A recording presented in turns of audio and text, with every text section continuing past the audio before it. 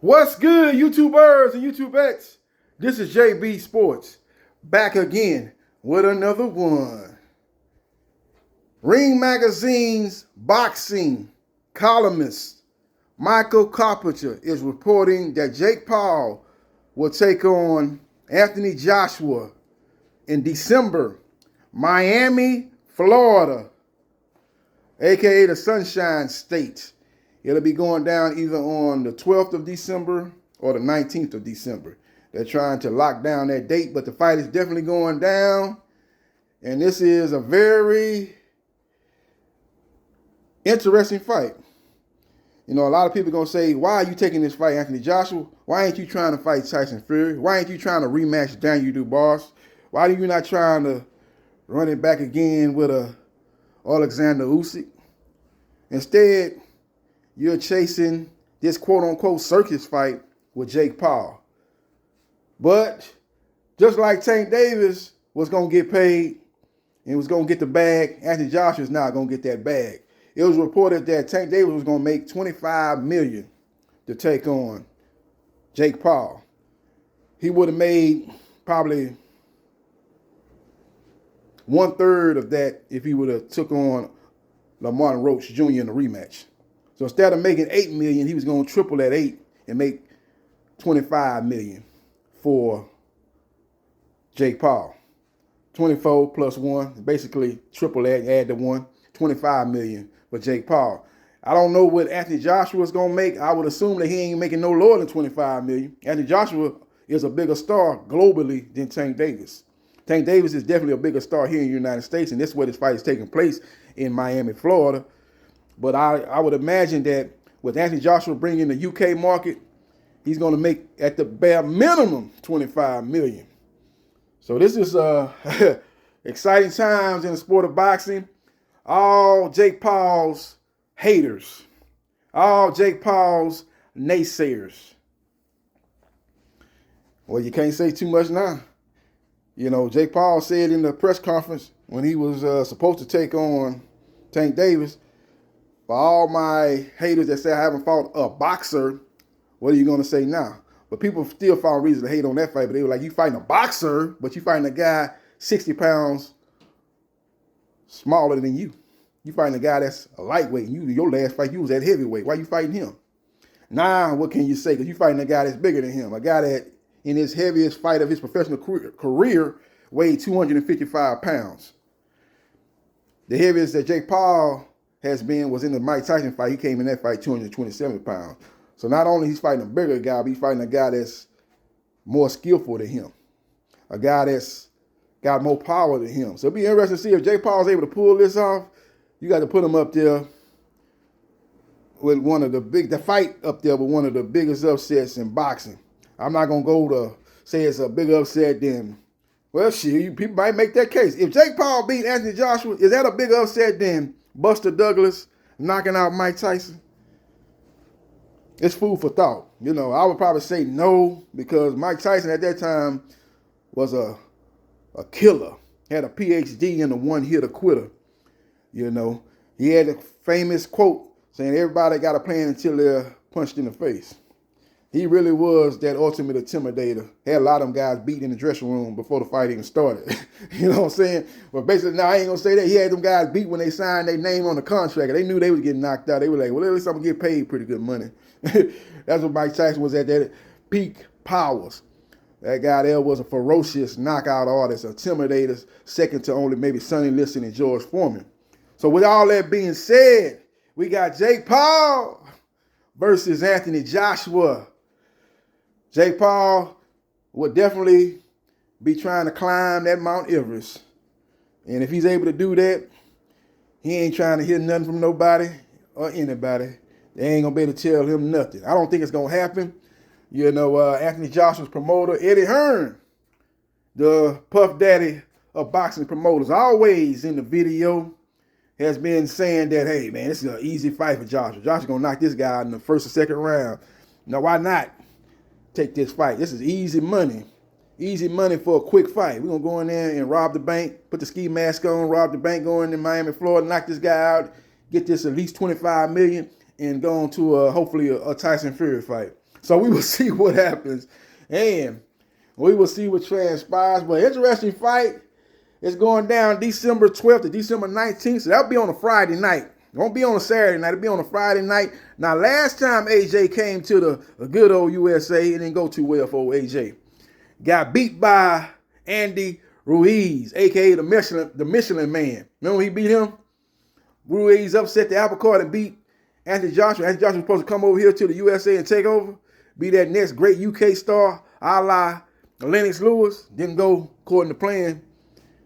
Got caught with a shot side of the head, knocked his equilibrium out, never recovered. Got dropped multiple times, ended up getting stopped, and ended up producing the first Mexican heavyweight champion, Andy Ruiz Jr. Give Joshua credit for getting the victory in the rematch, as Anthony Joshua was a guy that was rolled off after that fight. But Andy Ruiz, after the victory, was partying, feeling himself, didn't get in the proper shape. A guy that's not in great shape. When you look at him on TV anyway, he's a guy that, he's got some weight on him. Let's just say it like that. He got some weight on him, and he came in that fight way bigger than he was in the first fight. And that contributed to a lackluster performance on Ruiz's end.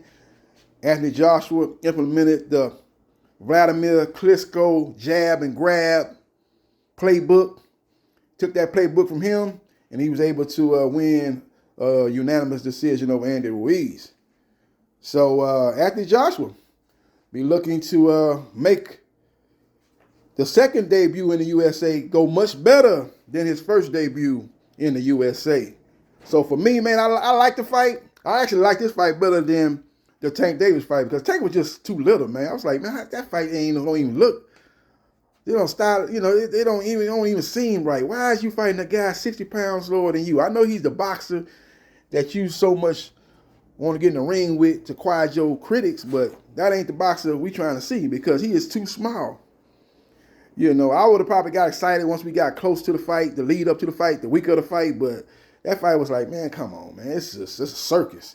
This fight here, I'm much more excited for, because Jake Paul is really fighting a dangerous fight.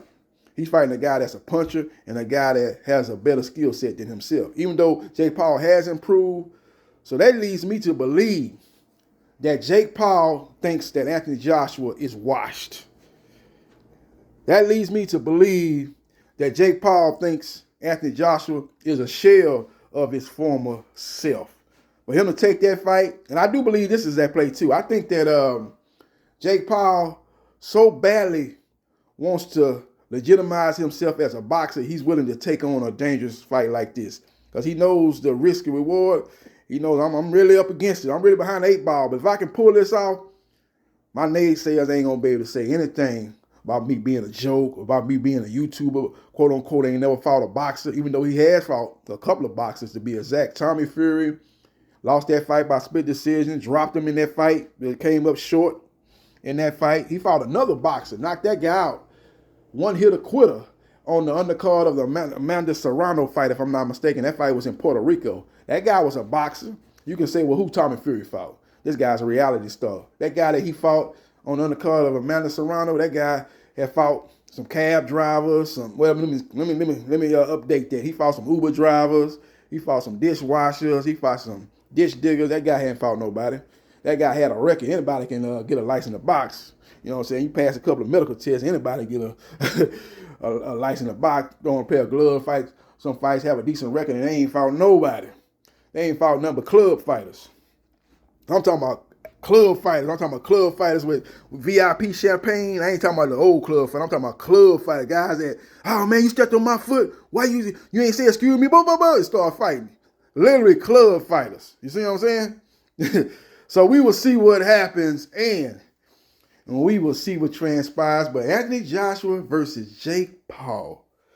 It's going down in December, right before Christmas. So that's a present, I guess, to us boxing fans, that we get another fight to finish out the year. 2026 is looking good. Some possible fights that could go down. Hopefully, we get Jerome Bruce Ennis versus Virgil Ortiz Jr. I think that fight has a 60% chance of going down. I think it's 64. I wouldn't say it's 50-50. I think it's 60% chance that fight goes down. Hopefully they come to terms.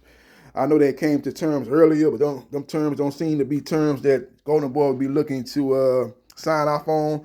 They seem to think that they have elevated themselves since them terms were agreed to when they sat down with Matchroom Boxing in the Zone and basically came to agreement on what the numbers were going to be. So hopefully they'll agree to the new set of terms and that fight gets done. I think it has a 6% chance of getting done. I know the Zone want it. I know Matchroom want it. And I know Virgil Ortiz Jr. ain't got no problem taking it. But the question is, will Oscar De La Hoya, Eric Gomez, Virgil Ortiz's promoter, Rick Majurian, will they find a loophole to possibly get Virgil Ortiz out of that fight? I don't think they can find a loophole because Golden Boy is exclusive to the Zone.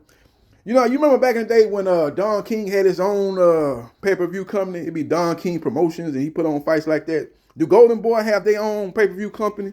I remember fights back in the day. I think I did remember some fights back in the day were on Golden Boy pay-per-view. You know, it's been a while. I don't know if they still got that up and running. Or maybe I might be misremembering, but I did remember them being on Golden Boy pay-per-view. Some fights went down on there. Maybe I'm thinking about Golden Boy fights. They used to be going on Thursday nights or Friday nights. Maybe I might be mixing up the two, but I thought they might have had their own outlet as far as putting on pay-per-view fights. I know Don King had it. I know Bob Arum had it at once upon a time. If Oscar De La Hoya has that, maybe they may be the loophole for them to go to maybe possibly stage a fight with Virgil Ortiz Jr., Errol Spence Jr., put it on Golden Boy Promotions pay-per-view along with Amazon Prime pay-per-view. You do like a joint pay-per-view. Maybe that's a way you can swerve the Zone. But you will be putting yourself on the outs with the Zone if you go that route because the Zone is making it plain and clear that they want Virgil Ortiz Jr. versus Jerome Boots Ennis next. So we will see what happens and we will see what transpires. About that fight being a chance of happening, we're going to go from that fight to this fight that's definitely going down in December. And that is Jake Paul versus Anthony Joshua. How will Jake Paul be able to pull off this upset? If he pulls off this upset, will it be the biggest upset in boxing history? Will this fight, if it happens and if Jake Paul beats Anthony Joshua, will that be a bigger upset than Buster Douglas beating Mike Tyson? You got to understand at that time, Mike Tyson was looked at as unbeatable. He was talking about, hey, man, everybody got to plan until they get punched in the face. You know what I'm saying? He was talking real greasy. You know what I'm saying? He was beating guys up. Had guys beat when they signed the contract to fight him. They was already beat. They already knew that, hey, man, I ain't winning this. I'm about to get knocked out, but at least I'm going to make some good money. He was the ultimate intimidator. You got to remember that Mike Tyson was like Joe Frazier, was like a more athletic Joe Frazier. That's what Mike Tyson was, a more athletic Joe Frazier. And Joe Frazier was a top 10 greatest heavyweight of all time. In my opinion, I got him top 5 greatest heavyweight of all time. Pretty much everybody else got him in the top 10 of the greatest heavyweights of all time. When Mike Tyson was in his heyday, he was a more athletic Joe Frazier.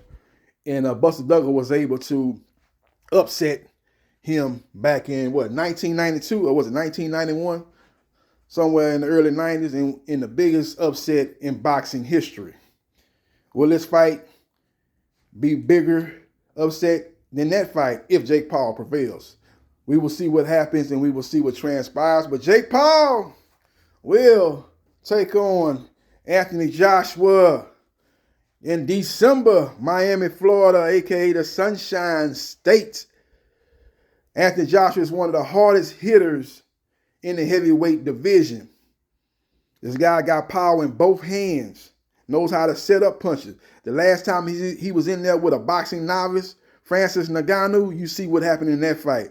So his promoter, Eddie Hearn, is very, very confident that they can defeat Jake Paul very easily, very routinely, saying that he don't see the fight going past 1 or 2 rounds. As soon as Anthony Joshua lines him up, the fight's going to be over. So it's an easy payday. And Anthony Joshua will be making, in my opinion, one of his highest purses. He'll be making at the bare minimum $25 million. Tank Davis made $25 million. You know Anthony Joshua, who brings more to the table as far as he'll bring the UK market. He'll be bringing the global market, and he's one of the biggest stars in the sport of boxing. Tank Davis is one of the biggest stars here in the USA, and he's got a name recognition all over the world, but he's not the global attraction that Anthony Joshua is. So we will see what happens, and we will see what transpires. Follow me on Facebook, Gerard Briscoe. Hold on, before I give you my different avenues to follow me and what I bring to the table in the sport of boxing. Let me know in the comment section. Do you like this fight? Do you like this fight? Are you going to give Tyson Fury? My bad. You're going to give Jake Paul credit for finally fighting a boxer of the caliber of Anthony Joshua? Who you like in this fight? Pretty much everybody and their mama going to take Anthony Joshua by knockout. If this fight go past 6 rounds, Anthony Joshua going to be frowned upon. They're going to be saying, man, how you going to get this guy out of there inside 3 rounds, man? This guy's not on your level, man. This guy's best win is, Nate Diaz, Anderson Silva. Now, one of them are boxers. Them guys was UFC stars back in the day. So if you can't get this guy up out of here, you sure need to hang up your gloves. So Jake Paul's got a lot to gain, and Anthony Joshua got a lot to lose. But one thing that Anthony Joshua does have to gain is the bag, which I believe is at least $25 million.